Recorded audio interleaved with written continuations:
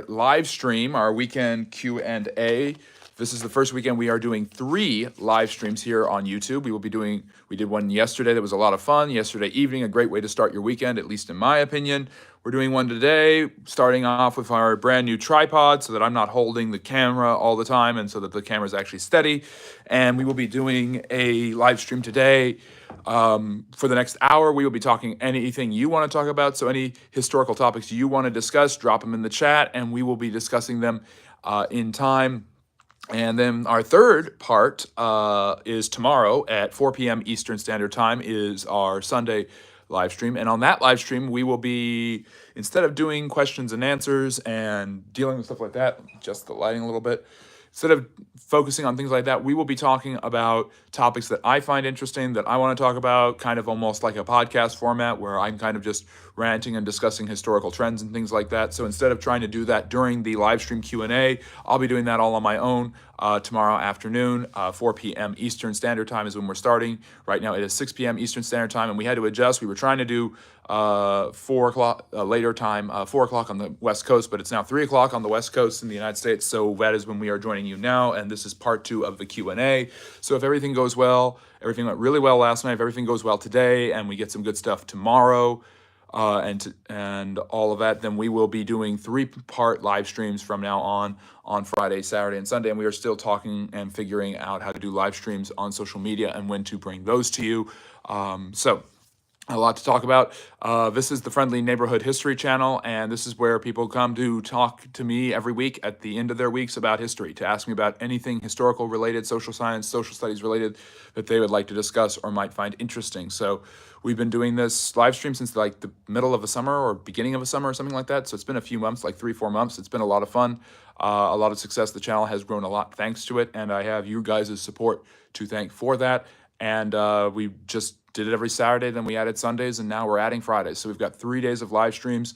And on those days, as well as the rest of the week, I am bringing you different types of historical content, usually in short-form video content. I'm currently doing a series on powerful female rulers. Hello, welcome from Chile. Great to see you. Thank you for joining us, Roberto.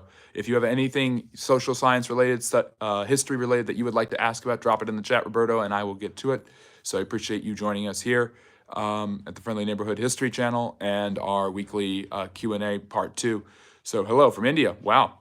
I love having people from all around the world join us. It really, really helps the channel grow. It's a lot of great support. So yeah, it's not a couch. It's actually just a regular, lazy boy kind of like thing. I don't really do couches that much, but yeah, thank you. I appreciate that. Thank you for joining us, Justin.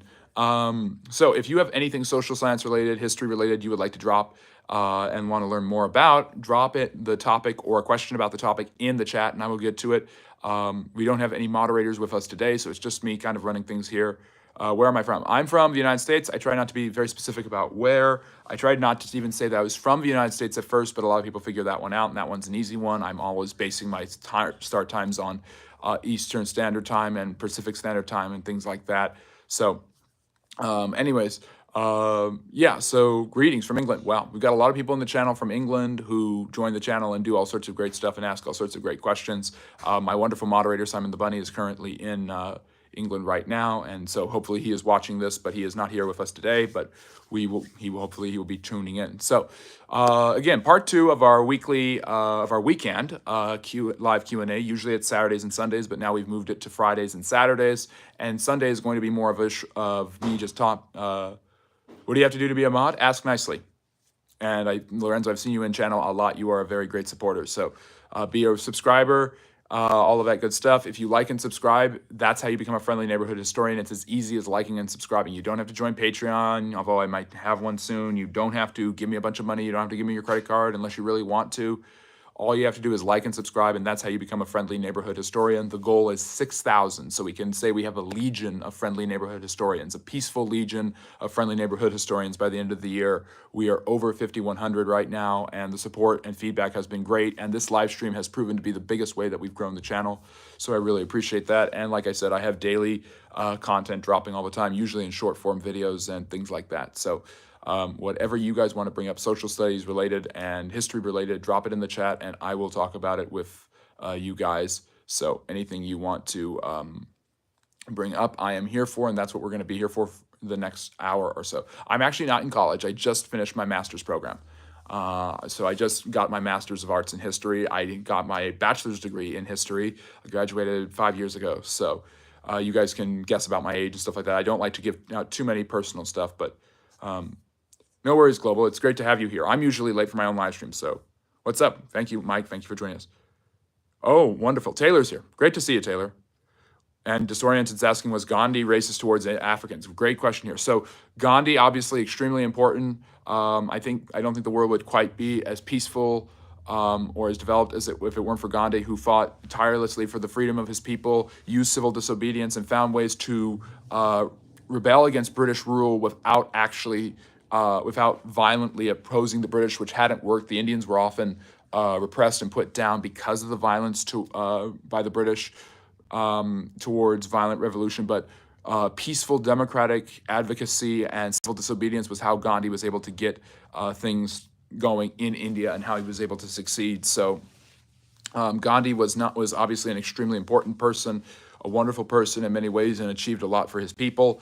But he did have many racist beliefs towards different races. He even fought tirelessly, even went on a hunger strike to keep up the outdated Hindu social caste system that stratified people based on social class and had for thousands of years, as well as probably about skin pigmentation as well amongst the Indo-Aryan peoples. So yeah, Gandhi had some racist and backwards ideas. Taylor said, where does the English saying long time no see come from? I'm not sure where it comes from. I'm not a historian of linguistics and languages and phrases. I do know that break a leg, when they say that on stage, does not refer to a human leg. It was back in the time of Shakespeare and when plays were being performed in the 1600s in the Elizabethan era, when it became really popular for plays to be held in England. What audiences would do, instead of clapping, they would stomp their chairs. They had these wooden chairs, and if they stomped them hard enough, they would rock them back and forth and make them slam on the wooden floor, and that would show their approval. And sometimes, if they slammed hard enough, they would break the leg of the chair. So that's where the phrase "break a leg" comes from. I just learned that the other day. That was really, really cool. What year did we land on the moon? The United States landed on the moon in 1969, part of the space program, the space race. They were trying to beat the Soviets. And as soon as they did, the Soviets said, well, it really matters who gets to Mars. And we're almost 60 years later, and no one's made it to Mars. So, oh, well, that's amazing. Amazing, you are amazing. A history degree in history from India. I really, really love and appreciate that.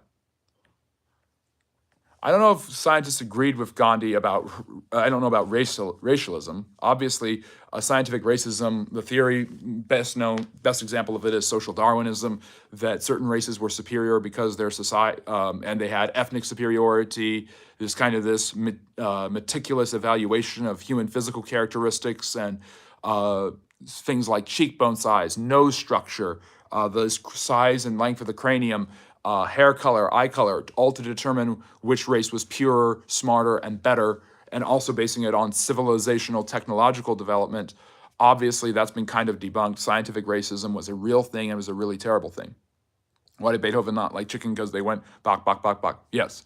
And Arnold Schwarzenegger, if he ever played a composer, said I'll be Bach. So there you go. Enough of my terrible accent, but thank you. That's a good joke. We always like humor here on the Friendly Neighborhood History channel. If you like learning about history, and if you have a historical topic you want to learn more about, drop it in the chat. Ask a question about history. That's what I'm here for, and I'll be here for the next 50 minutes or so talking to you guys about that. We wanted to start a little bit later, but I've got a couple of events tonight that I had to move around in my calendar. So next week we will be starting at a later time. And if you like learning about history and you want to be a friendly neighborhood historian, again, it's as easy as liking and subscribing. And what is a friendly neighborhood historian? Well, you've got the definition of friendly there from my loyal supporter Global, who is always here and always a lot of fun. Interesting. So Taylor's saying that it comes from when they were trading opium with the Chinese and they learned basic English and they would greet the ships by saying long time no see. Interesting. Is it almost like a play on words of C-S-E-A? And going, hey, welcome. Great to see you. Global, yes, he definitely did. Gandhi had a lot of great principles to live by. This neo-stoicism of denying oneself and embracing suffering, which is also Buddhist and Hindu ideas mixed together, but also not trying to achieve your means violently, but by peace. is not a common concept in history up to that point, nor was it common in the history of the struggle against the British. The struggle against the British by the Indians had always been one of upheaval and violent revolution. So definitely. Yes, I am American. What's my favorite race? What's your least favorite race? I don't know. Minhaz is asking, do you know about Akbar? Yes, Akbar the Great. There were two Akbars, I believe there were at least two Akbars, who ruled over the Mughal Empire. So the Mughal Empire was founded by a man named Berber, who was related to the Mongols, and the Indian word for Mongol is Mughal. So the Mongols were never able to conquer what was called the Delhi Sultanate, but a relative of theirs, from Genghis Khan, was able, and a lot of people are related to Genghis Khan, but their relative Babur was able to create this new line called the Mughal. And Akbar, I think, was his son, and Akbar is considered the greatest emperor, and he expanded their land holdings all throughout the Indian subcontinent. He consolidated their power. He created the bustling trade network that India was known for, that the Europeans like Columbus and the Spanish wanted to take advantage of, that the Portuguese did take advantage of.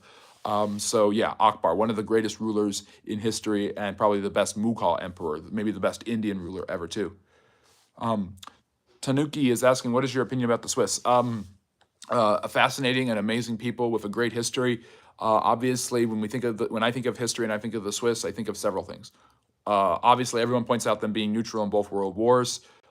Switzerland is extremely hard to conquer because of the mountains, the Alps, even though Hannibal was able to take his elephants across them, which is something a lot of historians also think about when they think of the Swiss. Swiss banking, the Swiss Guard, I think of that when I think of the Vatican's. What is my opinion about the Swiss? I think they're a fascinating people with an amazing history. And if you see like landscapes of Lake Geneva and the Alps and the Matterhorn, I think the Matterhorn might be in Germany, but Switzerland is so beautiful. I don't know, Lorenzo, where his last name comes from. I know he's Austrian. And yes, Minhas, that's definitely true. Gandhi was very complex. Most historical figures you read about are complex. Even the really, really good ones have these complexities to them. Ningjun is asking, what do you think about Napoleon Bonaparte defeat? Well, I think that Napoleon didn't have to invade Russia, and if he had stayed away from Russia, he probably would have been just fine. But I think in some ways, he learned from Trafalgar and from Egypt that he was never really going to be able to break the spirit and the will of the British. So he was kind of always stuck with this haunting image of trying to catch the British. And in order to weaken them and to force them into terms that he wanted, or to build the necessary resources to make the army to invade Britain and the navy that could defeat the British Navy, he created the continental system. So in the continental system, the countries he had defeated, Austria, Hungary, Prussia, these really strong powerhouses were, and he even said he got rid of the Holy Roman Empire and created what's called the Confederation of the Rhine, which was a puppet state. He put his brother in charge of Spain. All of these, which is how the Latin American countries got their independence from Spain. Spain's hold on those areas was weakened when Napoleon's brother was in charge, because there was always rebellion against him, Joseph Bonaparte. But basically, the continental system was a way that those areas that Napoleon influenced or controlled would embargo trade with Britain and engage in trade with Napoleon and enriching themselves by basically enriching Napoleon first. And the Russians were forced into that after the humiliating loss, first at Austerlitz, which is the most famous Napoleon battle, probably other than Waterloo, and then Tilsit. And at Tilsit, the Tsar, Alexander I, was basically kind of forced into the agreement. He didn't want to do it. He had tried to stop Napoleon several times and it had failed. But then he decided basically that the best thing he could do is join the continental system. And after a few years, he decided he wanted to trade with Britain again. He defied it, and Napoleon built the Grande Armée, 500,000 men, the largest land force in European history up to that point, and crossed the continent, invaded Russia. At first, he does very well. He gets all the way to Moscow, the capital, which is, or at least the spiritual, cultural capital. St. Petersburg was the capital of the Russian Empire at that time. But he gets all the way to Moscow, which is considered the heart and center of the Russian nation. And then the Muscovites, the people of Moscow, burn the city to the ground under the Tsar's orders. And Napoleon is shocked and stymied, and he's forced to retreat outward at the start of winter in 1812. And Tsar Alexander, through guerrilla warfare and tactics, basically kind of picks off his army, and Napoleon is decimated. And then Alexander leads Austria and Prussia and the Germans, and with the help of the British, they unseat Napoleon. They sent him into exile. He returns from that exile only to be defeated again at Waterloo in 1815, and then to be banished permanently. So there's two defeats to Napoleon. One is the most famous one, obviously Russia. The other one is Waterloo, where he basically was trying to get a grip because he had just taken back power in France after being in exile. And he had limited time before the coalition armies that had just defeated him rallied around and beat him again. So he made this stand at Waterloo in what is now Belgium. And that's when the Prussians and British were able to stop him, the Duke of Wellington, which is where we get Beef Wellington from. So anyways, that's what I think about Napoleon's defeat. I think he had many opportunities to win and to settle, but he underestimated the Russians' willpower. Yeah, Taylor, I appreciate the question. I appreciate you asking. I don't know everything, and I love learning. So I've learned that now, and I'm going to be able to use that and talk about that more, and I'll give you a shout out the next time I do. Global saying the British were embarrassed by their actions and left India. That's partly true. The British basically carve up in the Indian subcontinent. Before 1947, there really wasn't this idea of, at least in many circles, of India, the Indian subcontinent. It had been the Mughal Empire, it had been the Delhi Sultanate, then it had been under the British East India Company, then it was under the British Empire, their biggest colony, basically, other than Canada, at least land-wise. And the idea of Bangladesh, India, and Pakistan, not exactly common. But the British divided it up based, just like they did with Palestine, based on the religious affiliations. So Bangladesh and Pakistan had large Muslim populations. So they were kind of sequestered away from India proper, which was mainly Hindu, because the Hindus and the Muslims hated each other and continued to fight with each other. And something that Gandhi was good at doing was not stoking those fires. So, and thank you, Manaz. I'm glad that I know my stuff. So Big Chungus, welcome back. Good to see you again. Yep, talking about the British East India Company. There's the ones that actually got control of India first, thanks to a guy named Robert Clive in the 1700s. And they started off trading with India, but eventually built up forts, built up armies, and even recruited Indian natives known as sepoys to fight for them. And eventually, when the sepoys mutinied, because the British were violating their religious beliefs as Hindus and Muslims by making them use bullets cased in pig fat. They had a revolt. The British East India Company put it down, but they put it down so brutally that the British government got involved and took over the running of India in 1858. So it had been a colony of a British company, but it would become a colony of Britain itself. And again, India wasn't India as we know it. When we talk about the British colony of India, we mean Pakistan, Bangladesh, and India, which was eventually divided in 1947. So, oh yes, so I was right. The Matterhorn is in Switzerland. Am I married? Again, I don't review a lot of personal information about myself, but you guys can figure stuff out if you want to. Is Genghis Khan the greatest conqueror, or is there someone bigger than him? Yeah, disoriented. I mean, when it comes to best generals, I'm going to put Napoleon at my top list. I would love to do a tier list. I probably should do a screencast and a tier list with the S tier. I think that Alexander the Great conquered a lot very quickly, and I think he conquered more, and I think he did it with less. Genghis's conquests were amplified by his sons and grandsons, who were able to conquer all the way into Europe and most of the Middle East, basically all of Asia. So I would put Genghis as 2 behind Alexander. Let me see here. Yeah, Genghis is pretty dang great. It's hard not to. But when you look at what Kublai did in taking over China, and you look at what Batu, his other grandson, did in destroying the Muscovites and suppressing them, and you look at what Ogadai and Monghi did, the Mongols had a bunch of great conquerors, and Genghis gets a lot of the credit, but it's really kind of almost a joint effort.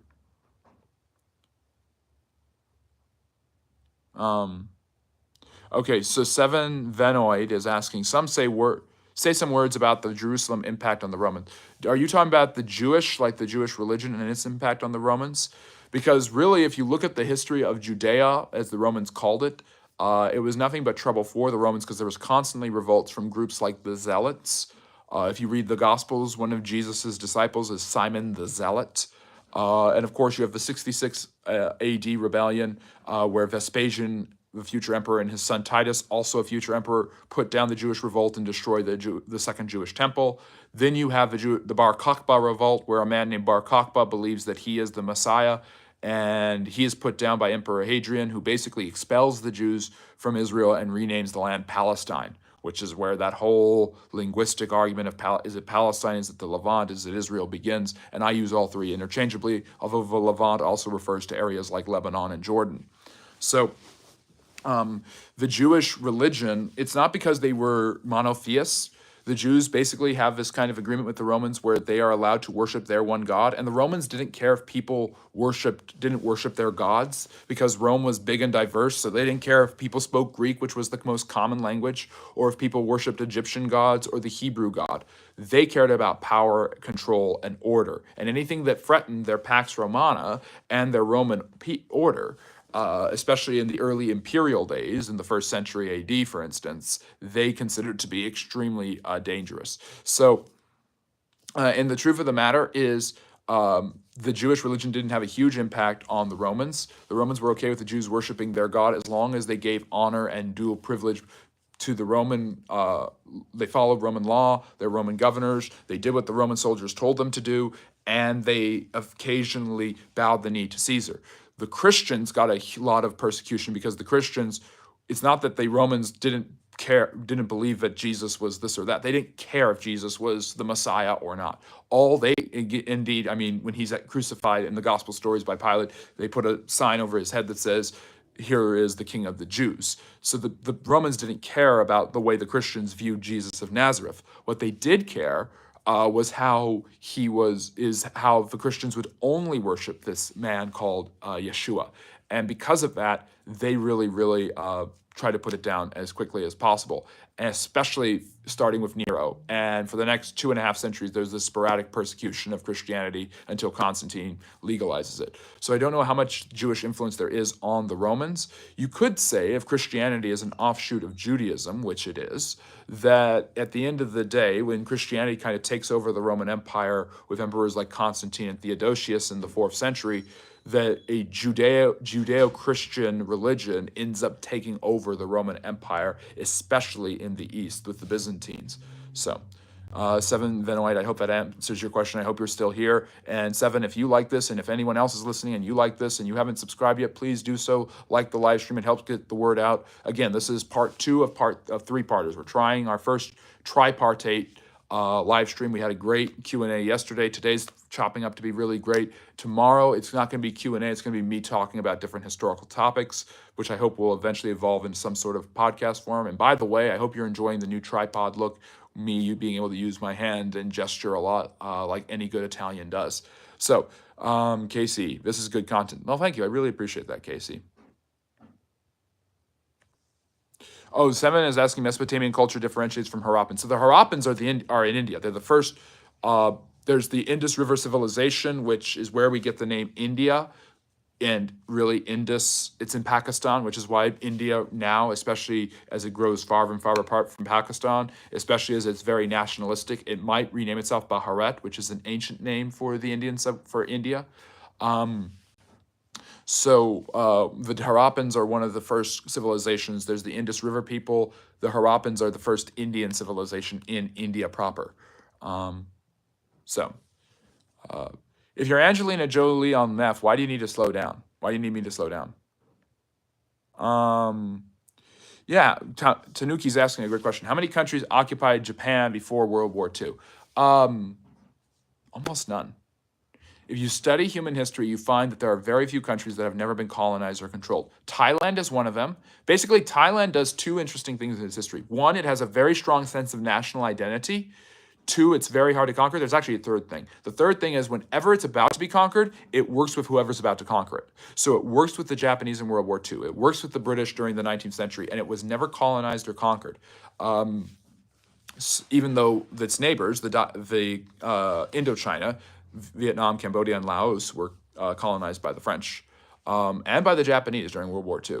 But basically, no one really occupied Japan before World War II. I mean, the Chinese get close here and there, but a typhoon defeats Kublai Khan, that same guy I was just talking about, from taking over Japan. The Japanese are not easy to be colonized. The Europeans try to kind of assert hegemony over them. The U.S. goes there with Matthew Perry in the 1850s. But overall, Japan is very good at, because of its archipelago position, because of its strong, again, a strong army, it's able to keep itself pretty safe from colonization. The only time you could argue that Japan was colonized was after World War II. Well, you could argue there was one time before, but after World War II, the United States occupies Japan for 8 years and uses Japan as its base of operations during the Korean War. Before World War II, most of Japanese culture, a lot of its origins are Chinese. The name comes from China. The characters come from China. A lot of the art and poetry of Japan is Chinese, but derivative, of course. So there's some stuff there about Japan. So no country I really would say occupied Japan. Japan occupied Korea and did a lot of occupation in China, especially during the 1930s. Kareid, hello, welcome. Thank you for joining the Friendly Neighborhood History channel and part 2 of our weekend tripartite live stream, our second Q&A. Ask me anything. If you have a historical topic you would like to talk about, Kareid, drop it in the chat and I would love to get to it.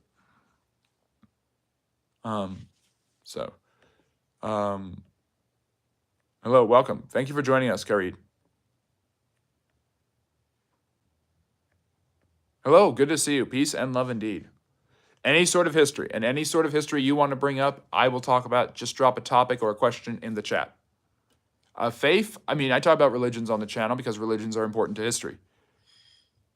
Nikon says, if Germany would have conquered USSR, they might have won World War II. That's definitely true. In fact, they were this close to doing so. But once again, that Russian winter and Stalin's ability to mobilize and repress his soldiers is amazing. Something fascinating is that rather than using any ideas of communism or Stalinism or Marxist-Leninism, Stalin during World War II told the Russians to defend their homeland. He appealed to a nationalist sense in order to keep himself alive and his country free.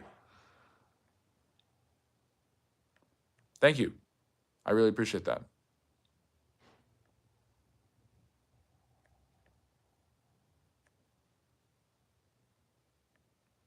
Thank you. I wish we all could get along, Angelina, but we can't because we're humans and we like to get along, but we also like to fight.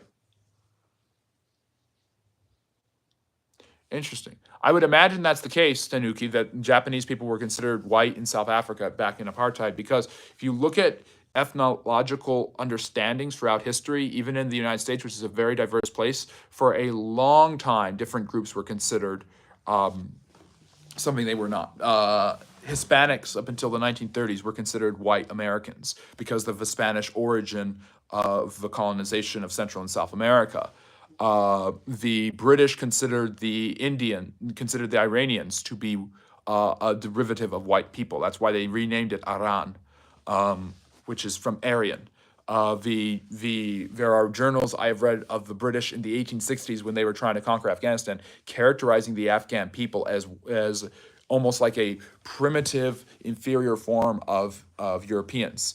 So that's kind of interesting. And we certainly don't think about that. We think of categories of Arabs, Middle Easterners, we think of Asians, South Asian, East Asians, we think of Sub-Saharan Africans versus Northern Africans, we think of Europeans, we think of Eastern Europeans, we think of Hispanics in the United States, totally different from whites, and things like that. Yesen is asking, but yes, I did learn a lot from Western sources, So,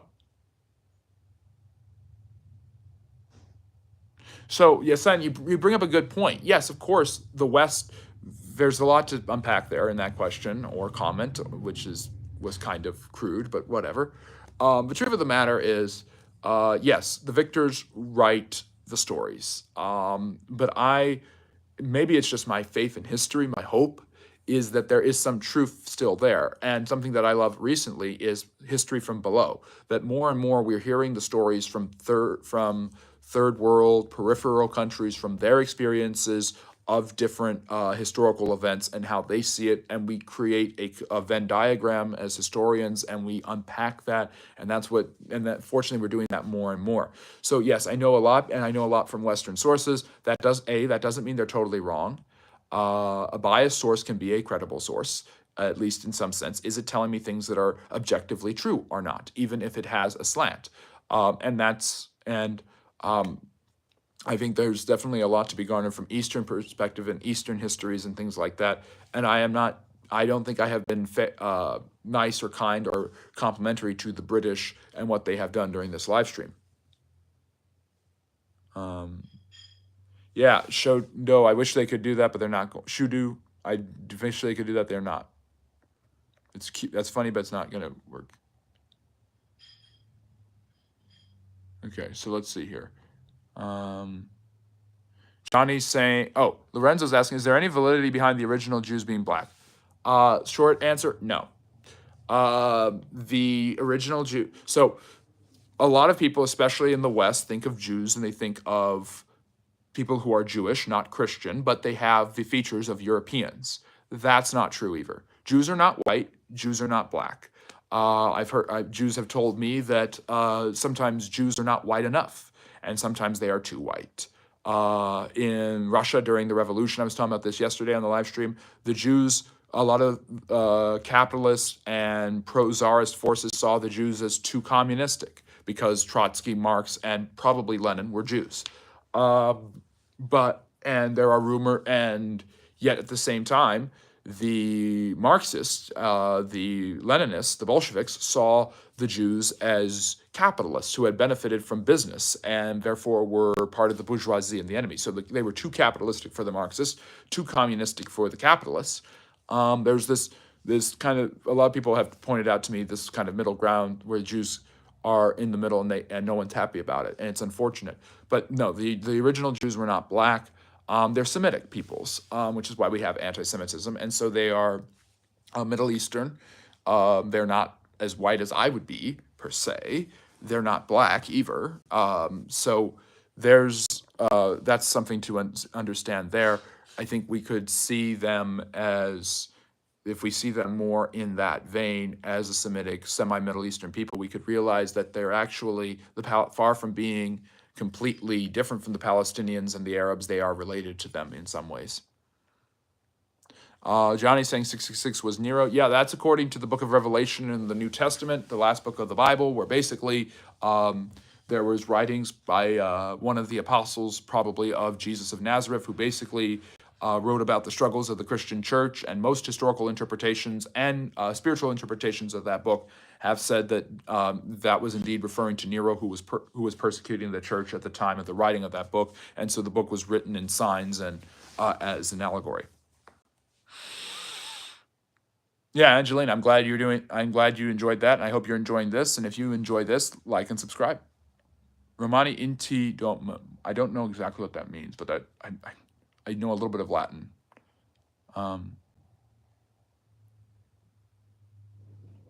What did inappropriate laughter ask? The message was retracted, so I didn't get to see it, so you're going to have to remind me.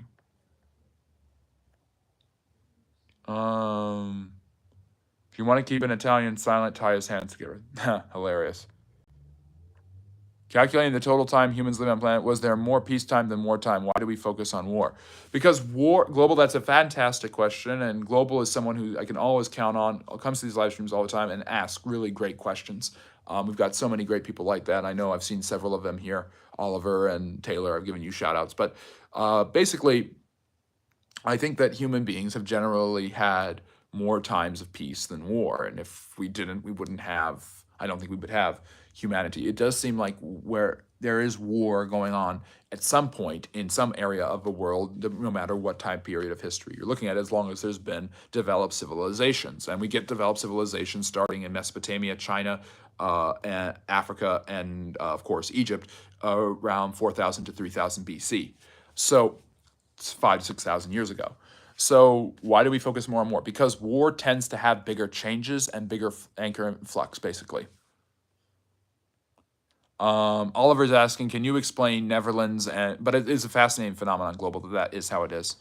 Um, can you explain Netherlands and VOC, the kingdom times? So the Dutch don't have a kingdom. They have princes. They have actually kind of a republican form of government in the early 1600s. Basically, the East India Company actually, unlike the British East India Company, well, like the British East India Company, goes to the East Indies. There's the West Indies, which we call the Caribbean because Columbus believed he had reached India, so he called it that, or that was the way they understood it. And then the East Indies are the South Pacific. The Dutch get there. Of course, their biggest conquest there is Indonesia, and Jakarta and Java and all of these places that they set up as centers of trade. So before the British East India Company takes off, the Dutch are already ahead of them.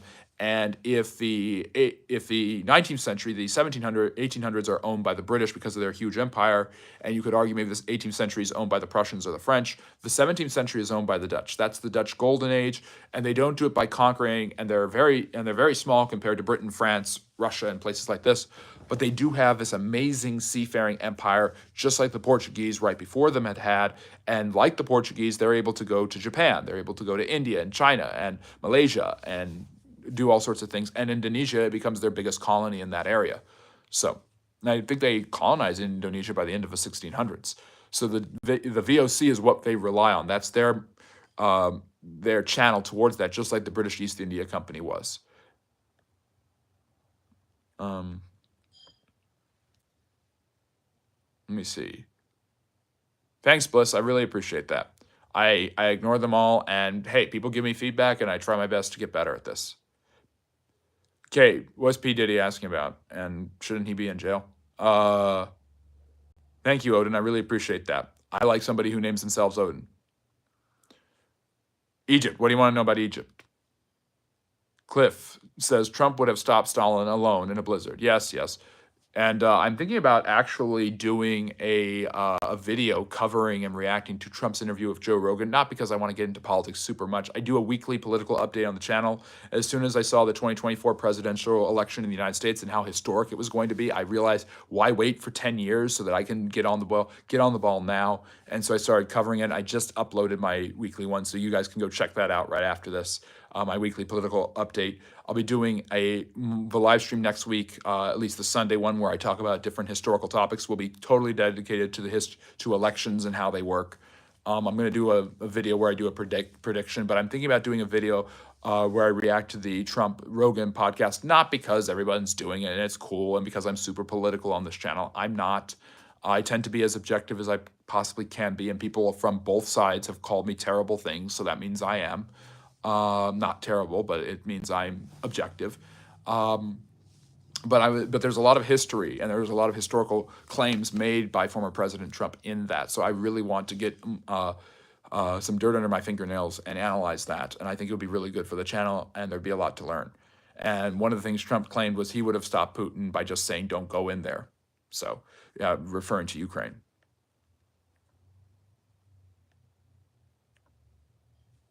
Yeah, the earliest hominids are, millions of years old. We get Neanderthal man, things like that. But we don't have really a development of the ability for civilization. We have itinerant hunter-gatherer nomads until about 100,000 years ago. Then we see the slow but steady development of the different eras. You have the Paleolithic, Mesolithic, and Neolithic Stone Ages.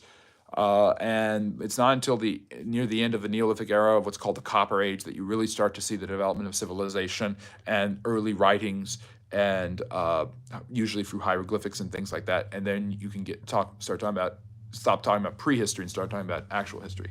Hello, Jonathan. Welcome. I hope you're still here.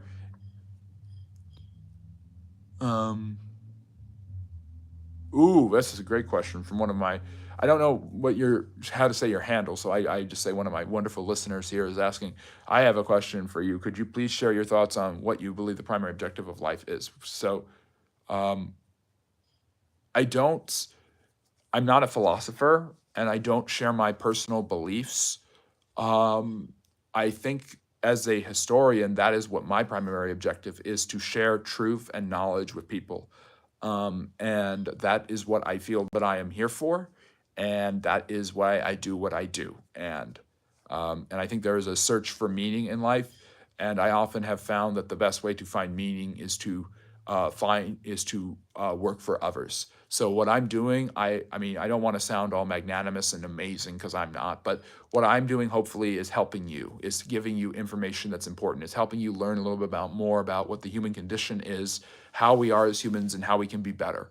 And isn't that what history is there for at the end of the day? So off of my soapbox, but yeah. Lisa's saying the original Hebrews were black. They weren't. There are definitely Jews who live in Africa, and there are black Jews. They're called Sephardic Jews. Nothing wrong with that at all. Absolutely nothing wrong about it. But it's not historically correct to say the first Jews were black, no more than it is to say that the first Jews were Ashkenazi white Jews. Because again, the most common form of Jews that we think about in the West, particularly in the United States, are Ashkenazi Jews, white Jews, Jews mainly from Eastern Europe, the Hasidic peoples, if they're Orthodox. Most Jews in America are Ashkenazi Jews, although I've met Sephardic and Mizrahi Jews. No, the original Hebrews were not black. If you want to say that they had African roots because a lot of them were in Egypt before the Exodus, you can say that. And definitely there's evidence of the Egyptians enslaving Hebrews. The term Hebrew, by the way, was a term of scorn to mock them and to put them down. Tanuki is saying the meaning of life is happiness. You'll die anyway, so feel happy before it makes it a lot easier. Well, that's a nice. I don't know if life is just to be happy, because happiness is kind of a feeling. You know, I feel like life, because we're more than just emotive people, there's more to it than that. Otter, welcome. Good to see you, Otter. Always has great stuff to bring up. Otter's saying, listen to a podcast with Ed Barnhart, and he makes an interesting point that a lot of ancient religions are actually monotheistic and that archaeologists came with preconceived notions. What do you think? I don't know enough about it. I'd have to listen to it. I've heard the name Ed Barnhart. I haven't read anything by him. I think there's a trend, like you look at Mithraism and Attis and different things, where you have monotheistic ideas in ancient religions. You have, if you study most of these polytheistic religions, most of the mythologies, be they Babylonian, Greek, which becomes Roman, and Egyptian, as well as ancient ones of Mesoamerica, like the Aztecs and the Incas. Yes, they have a bunch of different gods who are all doing something, but they have one god who's kind of at the top: Zeus, Odin, if in Norse mythology. I'm trying to think. Is it Horus? Horus is one of the most important, but I think it's is it Osiris in Egyptian mythology? But all of these religions, Marduk is the one for the Babylonians. These are the main top dog gods, and they're at the top. So you obviously have bigger, more important gods who are kind of like this god of the sky, who has this almost monotheistic old man with a beard like quality to him that we attribute oftentimes to the Judeo-Christian God.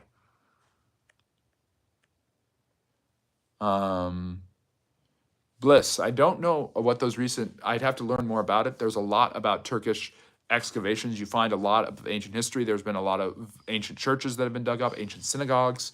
Obviously Troy, they thought that Troy was a myth. They thought the Hittites were a myth, but excavations in Turkey helped us discover that the Hittites were real. And there was this massive Hittite empire that was the first to use iron and chariots and amazing things like this. And of course, also the city of Troy, very famous in Greek, stuff like that. Ooh, Chandler's asking top 2 biggest lies and how long the lie lived. Thank you for bringing that up, because I do historical myth videos on the channel at least once a week, and I really enjoy learning about things that were lied about. Top 2 biggest lies in history. Well, I think the biggest one is, one of the biggest ones is obviously the lie that the Jews caused the Black Death, that the Jews caused anti-Semitic lies used to perpetrate anti-Semitic behavior is a huge lie. I think another huge lie is that Columbus discovered America, like the Native Americans discovered America. That's obviously, those are 2 big lies that have been being believed for a long time. What Columbus did was establish a constant pattern of communication between the old world and the new world. There is no evidence that the Jews caused any such thing, were poisoning water wells to cause the Black Death to spread. Jews were more sanitary and more clean, and due to following rituals from the Old Testament, they were actually less likely to get the plague, although many did get the plague and died during the Black Death in the 14th century. And right in that vein, Flinox is asking, what do you think about Israel? I think that Israel has a right to exist, and the Palestinians have the right to exist and have their own space. There. That's my basic opinion about that entire conflict, and I think the history shows that out. Oh, wow. Oliver, that might be the best compliment I've received today. Thanks, man. As a Dutch person, I know more of my nation thanks to you. Yep. I love Dutch culture. I love learning about the Dutch, and they're just an amazing people. They fought, I mean, the longest, we have the Europeans love to have numerical wars, the 7 Years' War, the 30 Years' War, the 8 Years' War, the 9 Years' War, the 100 Years' War, and one of the longest is the 80 Years' War between how the Dutch got their freedom from the Spanish. There was actually a part of the Netherlands that was controlled by the Austrians, called the Austrian Netherlands, and there was the Spanish Netherlands. Belgium comes from the Netherlands, so there's a lot. The Dutch have always been there, and always been extremely important. Before they were even there, there was Flanders and this really important principality in northeastern France during the Middle Ages. So yeah, really fascinating people, really amazing people. Hello, Bree. Welcome. Thank you for joining us. QT is saying, I support the Palestinian cause. Palestine is free. Yes, I don't want anyone to not be free. What does that mean, though, at the end of the day? Badro, welcome. Hello.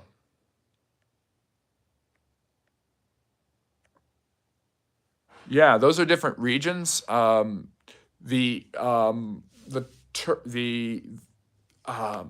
Turkey, Cappadocia, Ephesus, these are cities. Egypt is obviously another country and a very powerful ancient empire, and you have three different kingdoms: the old, middle, and new kingdom.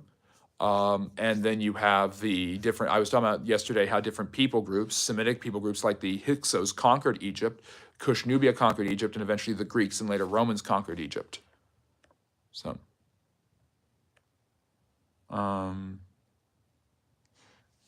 Badro is asking, according to your belief and knowledge and your belief, what is the origin of the Berbers? You mean the Berbers in North Africa? So the Berbers were a very aggressive North African tribe that fought against the Muslims and were able to hold them off until they themselves converted to Islam.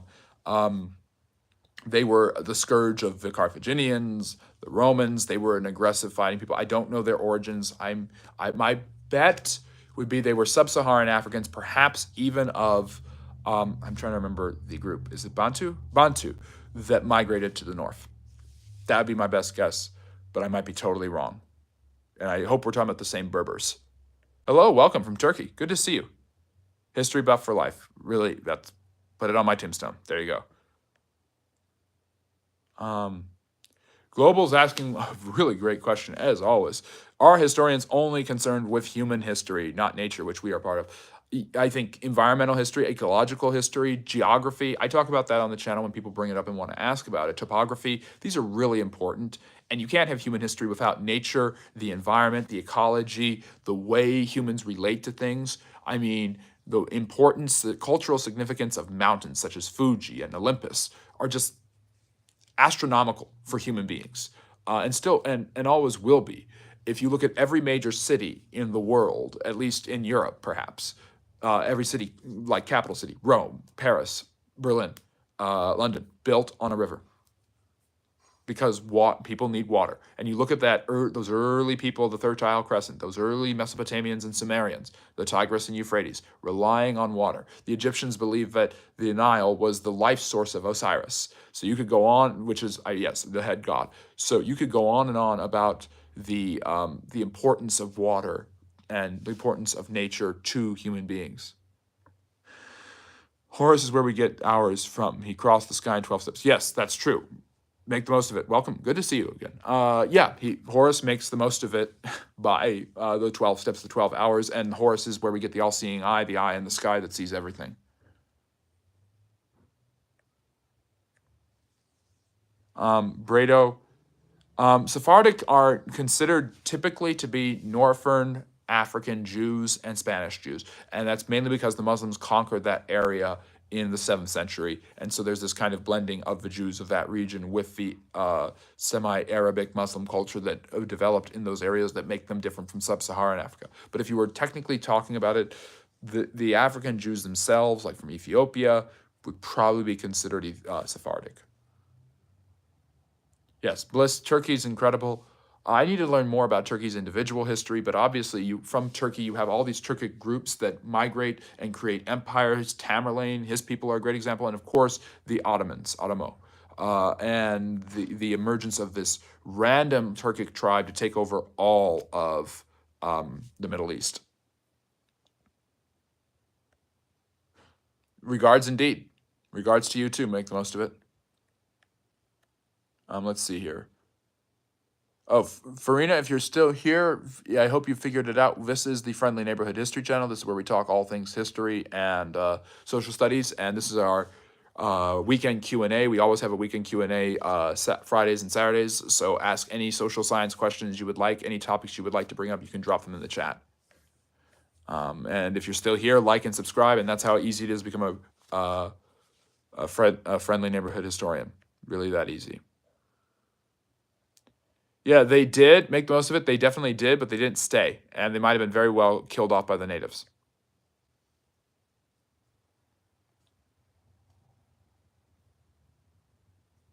Yeah, Otter, I don't know if I would say they were necessarily monotheistic, but I would say there were gods who were above and beyond.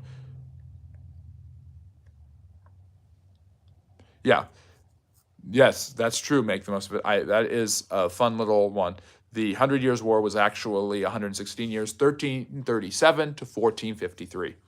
There's just something about that year, 1453. Same year the Ottomans destroy speaking of Turks, the same year the Ottoman Turks destroy the Byzantine capital of Constantinople and in the Byzantine Empire is the same year the 100 Years' War ends under King Henry VI of England and not Charles VII. It was his son in France.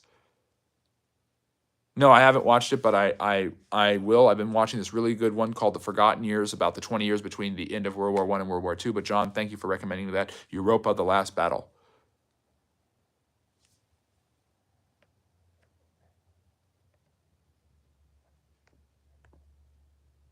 Okay, Farina, this is actually thank you. I really appreciate that, Farina. David's asking, what is your thoughts on the pyramid found at the North Pole? I've heard this. Is that we talked about this in chat yesterday. I think it's nonsense. Did you read Sapiens? I don't know what that is. And yes, please, and like this, my wonderful like we are hearing, kindly consider subscribing to the channel to become a friendly neighborhood historian. The goal is 6,000 by the end of the year. Amazing is asking, do you know that the invention of the universe was done by the sages of India, after which the British copied it? What are you referring to? Of course, I know how the world was created in Hindu mythology. Lord Brahma creates it. One of my favorite Indian myths is the woman who was deaf and how and why and where deaf came from. David, I just don't, the hollow earth theory just never appealed to me. I love learning about conspiracy theories. I like questions about them. I don't know enough about it to say it, but I know scientifically it's just basically impossible. Case, no, I'll do it when you do it. Hello, JRL, welcome. Kevin's asking about Henry VIII. I've done my first video that ever went viral that hit the thousands. I think it's like 10,000 people have seen it, is the Henry VIII video where everyone said I was being sexist to his wives. But Henry VIII, obviously a large man with large appetites, didn't always used to be large, by the way, was actually quite handsome and athletic. In his early days, loved to write poetry and music. And although he's a man full of contradictions and paradoxes. He is, and I'm reading a really good book on him right now. And by the way, I'll plug it. It's Lucy Wooding's Tudor England, a history. Really, really great analysis of England between the late 15th and early 17th century during Henry VIII, Elizabeth, all those people. But something that's really fascinating about Henry VIII is I find him a paradoxical man. The man was deeply convicted of his Catholic faith. Yet he is the one that, for the sake of divorce and his own political enrichment and monetary enrichment, left the Roman Catholic Church, and yet remained an ardent Catholic, practicing Catholic Mass until his death, privately, of course. The man was Defensor Fidei, who a few years later was leaving the church. The man was artistic and poetic, but he was also brutal and full of rage. The man had a very strong religious belief that God was punishing him or God was doing this or that, and yet was constantly acting amorally, like there was no God at all. I find him to be a fascinating figure. He was this man who believed that he could become a legendary king, and in many ways has, but not for always the right reasons. So, Adewisi is saying they used the misinformation that they were, so that's a little bit about Henry David. Adewisi is saying they used the misinformation that they were Bantu as a way to establish land rights in South Africa, but their origins are not African. The Bantu people or the Berbers?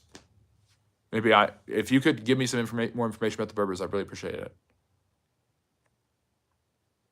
There is some truth to that, but the ancient Indian sages, the Brahmins themselves, which they named themselves after the main creator god, were basically what we say goes. They were the top of the caste system, and they were the most, getting back to where we started this chat, were kind of at the top of the heap. David, I've heard about it.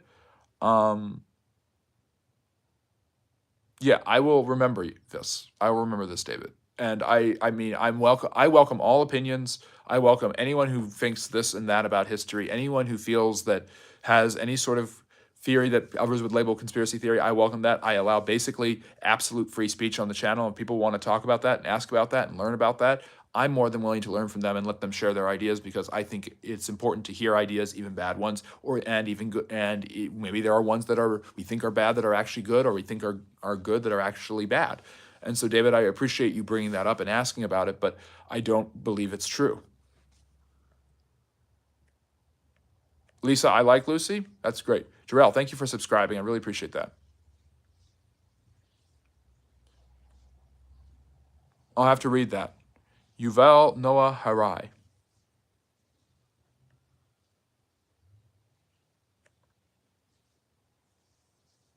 Thank you, David. I will look up who invented the word conspiracy. I know the root is conspire. To conspire means to plan or plot, and a conspirator is somebody who plots. Lorenzo's asking, any information about Herod in the Bible, which seems to be a Roman Caucasian descent, which grew up learning Israelite Jew customs. Herod, a lot of people saw him as a Semitic. His line is a Semitic based on this ancient people called the Edomites from the Old Testament. That may not be true, but he was at least half Jewish from what I understand of him. And he was friends with a man named Pompey. And Pompey is the one who integrated Israel into the Roman Republic and basically occupied it. And he allowed the Herodians to become the rulers of the land as long as they paid tribute and homage to Rome. And Pompey is the same one who Caesar chased down to Egypt, who was killed by the Egyptians. And that's where Caesar was able to become the dictator and marry Cleopatra and all of that stuff. So, an interesting question, but Herod was basically allowed to go to power because he was willing to follow the Romans. And Augustus, he was worried that Augustus, Caesar's nephew, would turn on him because he had helped Pompey, but Caesar Augustus let him rule over the land, believing it was better to be charitable towards him, and that would create more peaceful relations with the Romans and the Jews. But he also angered many of the Jewish leaders and revolutionaries by putting someone who wasn't really Jewish as the ruler of the Jews, at least as more almost like a governor, a steward, someone to watch over the land. Not a king. They were not independent. I really appreciate that, Global. I'll have to check that out. How many languages do you speak? And have you ever considered learning an old language like Aramaic? I'd love to learn an old language. I'm currently learning Russian. It's a slow but steady process, but I speak Spanish and English and a little bit of Chinese. Lisa's saying when he got hurt, he gained weight. Yes, a lot of people don't know this about Henry VIII because a lot of people think of him as this fat pig at the end of his life, and I'm not trying to be politically incorrect. I'm not trying to fat shame. And a lot of people think of Henry VIII and they think of a guy who's really plump and fat. He was very thin and a lot more good looking, you could say, in his early days. An accident, a jousting accident, because he loved to joust, very athletic, very out there, very sporty and athletic. That caused him to become more bedbound. He also developed gout and he became less ambulatory, but he still had a ferocious appetite and he just didn't have the metabolism. So that's why he got really, really big. Otter's asking, why do you think throughout American history there are cycles of political extremism that people aren't afraid to vote, but the people aren't afraid to vote for? When do we generally see these trends? Ooh, that's a good question. I think that in crisis situations where people need answers, extremism offers easy answers to complex problems. That's obviously what the Nazis and fascists did in Europe. And I think it can't, and the idea that it can't happen in the United States is impossible. The KKK had, for instance, is an extremist group, and their solution to everything was simple: make America white, make it very white. And by white, we don't just mean not blacks or Asians. We also mean not Catholic, Irish, get rid of immigrants, close down every border, no legal immigration, let alone legal immigration, and just stay to ourselves. And that is an extreme yet easy solution to these bigger complexities of growing into an urbanized, multicultural society in the early 20th century. Berbers, okay. I'm glad you brought that up. I would like to learn more about that. So they are not African. Interesting. So I just kind of took an educated guess, but I'm more than willing to be incorrect about that. Sissy, are those all the languages you speak? Because that is an amazing amount of languages.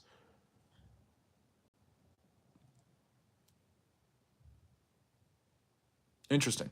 They might be Semitic peoples then, if that's true. I don't know about Bigfoot. I'm willing to admit I think people are very quick to throw Bigfoot out the door and say he doesn't exist. It's not a big history thing for me, so it's not really that relevant to what we're doing. But I'd say, because I like your questions and I like your style, David, Bigfoot is, I'm open to the possibility of him existing because there's just so much land that is unexplored and unoccupied. It's perfectly possible that a race of Bigfoot, big feet existed and does not anymore. So we're wrapping up the channel here. We've gone over an hour. Really nice discussion, guys. Some great questions. Really appreciate all you. Yeah, okay, so yeah, I wouldn't say the Egyptians are white. Yeah, I don't know. I don't know how I feel about that. I need to learn more about them. But thank you for educating me a little bit more about who the Berbers were. I really appreciate that, Badro. And of course, the Egyptians, yes, were never white. I don't know if the Berbers were Egyptian. They might be relatives. They might be Semitic. I'm not sure. Ooh, Carmen's asking, and this might be our last question. Opinion on the Olmecs. Extremely important people. Don't know enough about them. Don't talk enough about them. We talk about the Aztecs and Mayans, and we don't talk and Incas. And sometimes we'll mention the Toltecs. We'll talk about Teotihuacan, but we don't talk about how the Olmecs basically set up the early farming mechanisms for Mesoamerica. They also created all the stone heads, and they were the first traders. They were the first ones to develop an extensive trading network they love to trade jade and stone. So yeah, I think they're not talked about enough, and they're really, really cool. Otter's asking, you think the U.S. is in or will enter into a period of stagflation similar to the 1970s? I think it already kind of is, and in some ways it's coming out of that. Yes. I really appreciate that. I'm so glad you found it to be informative. We're going to wrap up. We've been in here over an hour, and I've got things to do. But if you enjoyed this, like and subscribe. That makes you a friendly neighborhood historian. Check out the daily content, the shorts, the long-form videos that I'm trying to do. I will have 2 long-form videos coming out later this week, one about Halloween and the history of Halloween, and one about Reformation Day, which is also October 31st, when the Protestant Reformation began. A little bit of history about that. Very, very important historical event as well. Hello, welcome. New to the channel. I really like... well, how about this? I'll make you a deal. I appreciate your enthusiasm. Like, subscribe, come to a couple more live streams, contribute, ask good questions, and that's how you get to be a moderator. That's good. I'm glad you can see me. Yes, which room am I in? And what is in front of me besides my phone? So, good quiz, you won't pass. Yeah, like I said, like and subscribe. I will take one more question from you guys, and hopefully I will see you all tomorrow at 4 p.m. Eastern time, and that will be not a Q&A like we've been doing, but that's a new format, almost like a podcast-like thing where I talk about different historical topics that are on my mind. If you have topics you want to suggest for tomorrow, comment them on a video. My social media handles aren't available, but I am on X, Instagram, and Facebook with Friendly Neighborhood History is associated with that, so follow me there. And if you want to do more Q&A with me, Friday and Saturday of next week is probably the time to come and check me out. But anyways, last question. Going once. Anyone have any last questions? Going once. Going twice. All right, sold. And I will see you guys hopefully tomorrow, but also hopefully in channel very soon. Thank you for a really great live stream. Great to see all of you.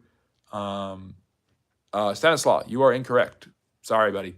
Be safe. Yes, and all of you be safe. Have a great rest of your Saturday, and I will see you tomorrow. Take care. Bye-bye now.